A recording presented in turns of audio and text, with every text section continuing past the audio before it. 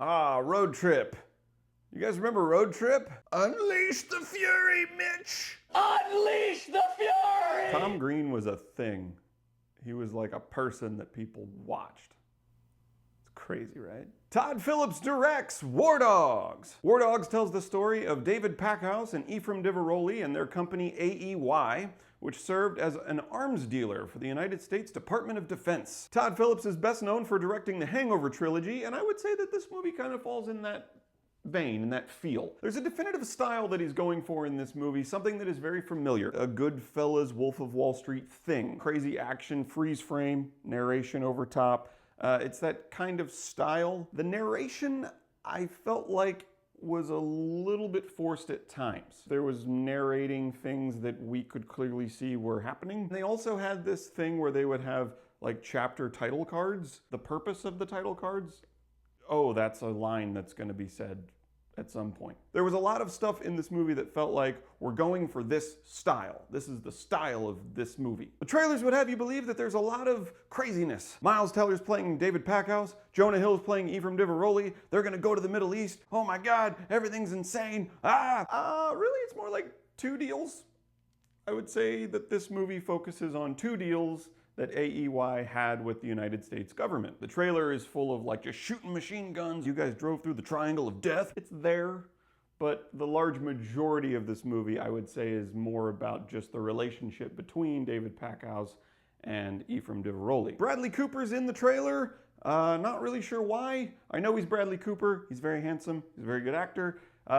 Very, very minimal in this film. He plays a very small role. I mean, I'm not gonna spoil anything. This is non-spoiler. But, sort of like putting Joker in your Suicide Squad trailer. Miles Teller and Jonah Hill do a great job in this movie. I loved their chemistry, I loved both of their performances, and the movie kind of hangs on that. This is another one of those movies where you're going into the movie to watch these two guys interact. It's their relationship and sort of the arc of their relationship, although I kind of felt like the climax, the conflict, the end point where they got to, felt a little rushed or felt a little forced. Sort of like, I don't understand why they're having this conflict now. Maybe it was the fact that they really only focused on two deals. Maybe it was the fact that the reason for them sort of butting heads seemed a little manufactured. Their journey left me wanting more, but their relationship in each scene I really, really enjoyed. Jonah Hill and his laugh.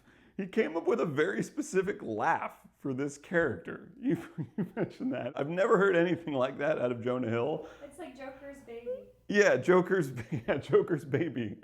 A baby Joker laugh. I can see like in pre-production as an actor going into that, like, I'm gonna give this guy a definitive laugh. And it worked, I liked it. It was very unique, very creative. There was a love interest there for Miles Teller's David Packhouse, kind of weak.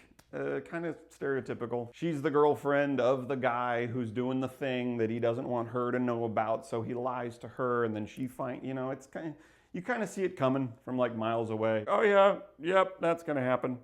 Oh, yep, okay, here we are. There it is. I felt like that relationship could have been expanded a lot more. They sort of cram a lot of that into one particular scene, rather than have each individual thing build up into the point where the two of them could have a more compelling conflict. Overall, I'd say see it if this genre is your thing. If you're into the Goodfellas, the Wolf of Wall Street, the heisty, narrated, comedy action stuff, you can give it a go.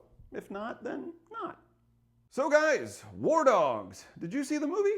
What did you think? Let me know in the comments.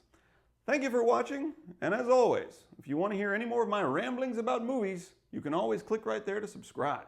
Oh, I have a lav now. I have a lav mic now. I can get really close to the lav mic and it still picks this stuff up. This is probably creepy, right? I'll stop. There's no mic down here anymore. I can come straight at you. I'm gonna go backward. Okay, you guys don't want to hear me ramble really, do you? You're just like, Brian, should we see the movie or not? And okay, I don't care about your lav mic.